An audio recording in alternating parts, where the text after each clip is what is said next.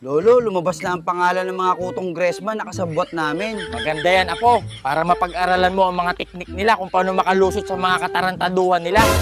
Kahanga nga talo ang sobrang kapal ng mga pagmumukha nila. Yan ang dapat mong tularan at pag-aralan para lagi kang magmukhang inosente at walang kasalanan. Malaki ang tiwala ko sa mga kutong Gressman na hindi sila makakasuhan. Nag-train kasi yan sila ng gulong ng paladiknik, kaya madali lang nila paikot-ikutin ang batas sa kamay nila. Kaproud din lo kasi ang galing nila magtago ng kasalanan.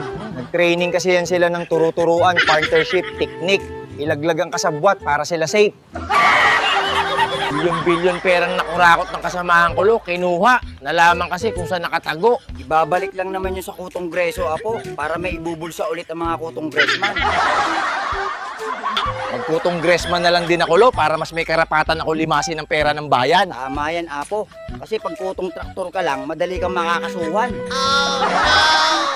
Tsaka pag kutong Gressman na ako gagawin kong 50% ang komisyon ko. Maganda yan. 50% sa'yo, 50% sa kasabwat ng mga kontraktor para walang lamangan.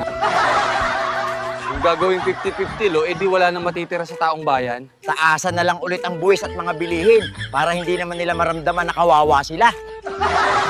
Buti na lang walang kwenta ang batas dito sa Pilipinas. Kaya busog lagi kaming mga buhaya. Mga endangered species kayo, Apo, kaya dapat alagaan ng gobyerno para mas dumami.